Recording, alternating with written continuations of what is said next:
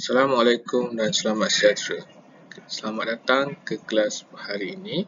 Hari ini kita akan lihat subtopik 4.2 siri kereaktifan logam, iaitu aktiviti 4.3. Subtopik ini di bawah bidang pembelajaran 4 iaitu kereaktifan logam.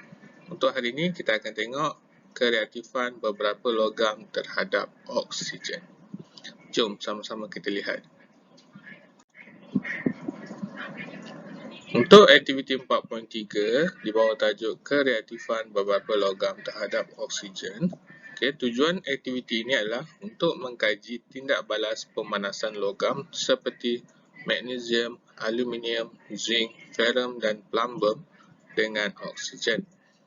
Bahan yang diperlukan untuk aktiviti ini adalah hablokalium manganat, serbuk magnesium, aluminium, zinc, ferrum, plumbum dan wool kaca.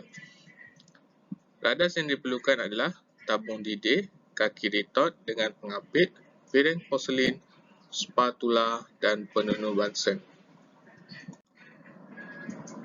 Untuk kali ini, langkah berjaga-jaga adalah gentian wool kaca adalah sangat berbahaya. Gunakan forceps untuk mengendalikannya. Pastikan anda memakai cermin mata keselamatan dan menutup mulut serta hidung semasa mengendalikan wool kaca. Jangan biarkan wool kaca masuk ke dalam badan. Basuh tangan anda selepas mengendalikan wool kaca. Yang ini kamu semua boleh lihat. Hablokalium manganat dan serbuk logam boleh meletup sekiranya tercampur semasa pemanasan. Pastikan kedua-dua bahan ini sentiasa terasing. Pastikan anda memakai cermin mata keselamatan dan jangan melihat secara terus penyalaan atau bunga api yang dihasilkan oleh pemanasan serbuk logam dengan oksigen. Gunakan kuantiti serbuk logam yang sedikit sahaja. Untuk aktiviti kali ini kita akan lihat. Yang pertama, masukkan satu spatula hablokalium manganat ke dalam sebuah tabung didih yang kering. Kalau kamu tengok gambar rajah, gambar rajah ni dalam tabung didih. Dia semua masukkan hablokalium manganat. Ini adalah hablokalium manganat ke dalam sebuah tabung didih. Ini tabung didih yang kering. Gunakan sedikit wool kaca untuk menahannya daripada terkeluar seperti yang ditunjukkan dalam rajah 4.4. Ini yang putih ini adalah wool kaca. Yang kedua, apitkan tabung didih secara mengufuk dengan menggunakan pengapit pada kaki retort seperti yang ditunjukkan dalam rajah 4.4. Ini adalah kaki retort. Ini adalah pengapit. Kedudukan mengufuk macam inilah, kita baringkan dia. Yang ketiga, letakkan satu spatula serbuk magnesium di atas sekeping piring porselin yang kecil. Yang ini adalah piring porselin, itu adalah serbuk logam yang berisi serbuk magnesium ke dalam tabung didih yang telah diapitkan seperti yang ditunjukkan dalam rajah 4.4. Kita akan susun radas kita seperti gambar rajah 4.4. Yang keempat, panaskan serbuk magnesium dengan kuat, kemudian panaskan hablokalium manganat. Maksudnya kamu panaskan kedua-dua bahagian tersebut dengan menggunakan penunu Bunsen. Perhatikan kecergasan tindak balas yang berlaku. Catatkan pemerhatian anda dalam jadual. Rakamkan gambar video dan atau ambil gambar foto tindak balas yang berlaku. Ulang langkah 1 hingga 6 dengan menggunakan serbuk logam yang disenaraikan dalam jadual yang berikut. Untuk logam yang digunakan dalam aktiviti kali ini adalah magnesium, aluminium, zinc, ferrum dan plumbum.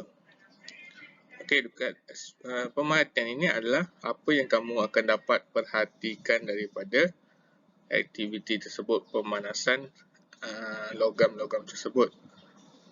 Untuk itu kamu dah tonton video yang cikgu berikan. Jadi kamu akan dapatlah pemerhatian-pemerhatian berdasarkan jenis logam yang digunakan. Untuk logam yang pertama, magnesium. Untuk magnesium, nyalaan apabila kamu panaskan magnesium, kamu akan dapat satu logam menyala dengan amat cepat dan terang. Okay, bila kamu panaskan magnesium, dia akan bernyala dengan amat cepat dan terang. Okay, untuk aluminium, okay, berdasarkan pematian, dia akan bernyala dengan cepat dan terang. Okay, berbeza. Yang pertama amat cepat. Yang ini adalah cepat. Okay, untuk seterusnya zinc. Untuk zinc, kamu akan nampak dia akan logam bernyala dengan perlahan. Maksudnya dia tak secepat yang pertama dan yang kedua. Okey, untuk ferrum, okey, logam membara dengan terang. Maksudnya dia tak bernyala, dia hanyalah membara. Membara maksudnya kamu tahu macam kayu yang membara lah, dia tak terbakar tapi dia hanyalah bara. Okey, untuk plumbum, logam membara dengan malap. Okey, maksudnya dia tak sereaktif yang ferrum. Okey, ini adalah pemerhatian yang kamu akan perolehilah apabila kamu buat aktiviti 4.3. Seterusnya kita akan tengok persamaan. Soalan dia adalah lengkapkan persamaan perkataan bagi tindak balas setiap logam dengan oksigen. Okey, bila kita tengok formula ini, bila logam tambah dengan oksigen dipanaskan akan menghasilkan logam oksida. Okey, logam ni kita boleh gantikan dia dengan magnesium, aluminium, zinc, ferrum dan plumbum. Okey, oksigen ni kita kekalkan. So bila dipanaskan dia akan menghasilkan logam oksida. Oksida ni dapat daripada oksigen lah. Okey, logam ni bergantung pada jenis logam yang kamu gunakan. Katakanlah kamu guna magnesium, kita tukarkanlah kepada magnesium oksida. Okey, kita tengok yang pertama, magnesium tambah oksigen. Apa yang kamu rasa akan terbentuk? Okey, sama-sama kita lihat.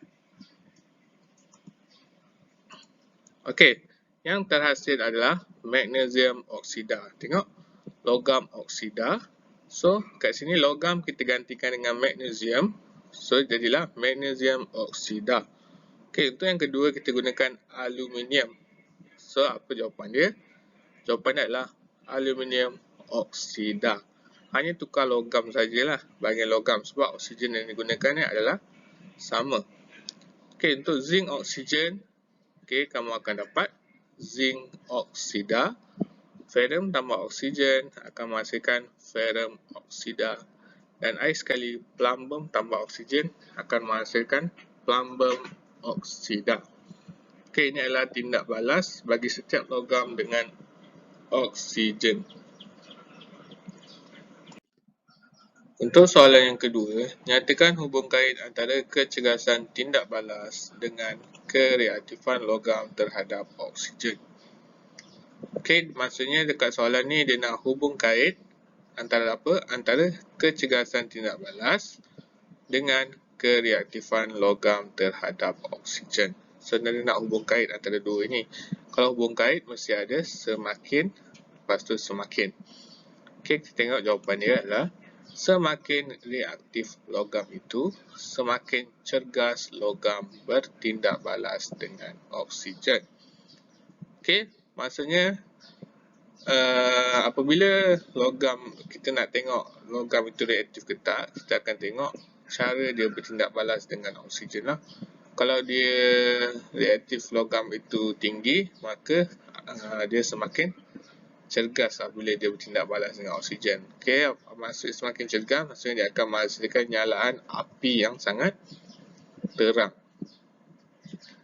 Okey, berdasarkan keputusan daripada aktiviti ini, lengkapkan urutan yang berikut untuk menunjukkan susunan logam mengikut kereaktifan yang semakin berkurang terhadap oksigen.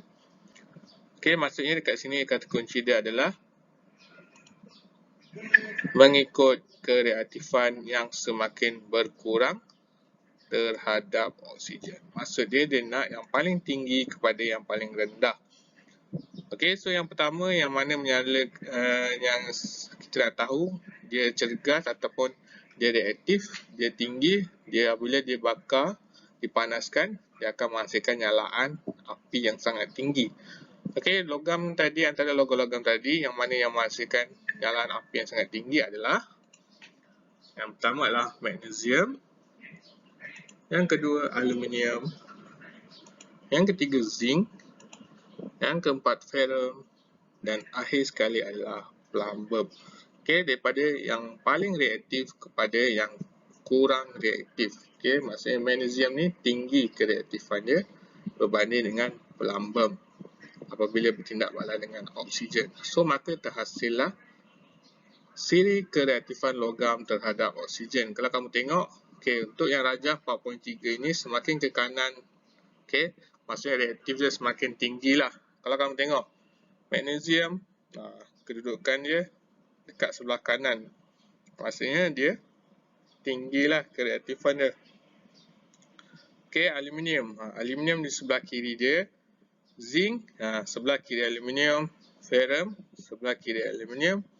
Sebelah kiri zinc. Dan akhir sekali plumbum berada di kedudukan yang paling kiri berbanding magnesium.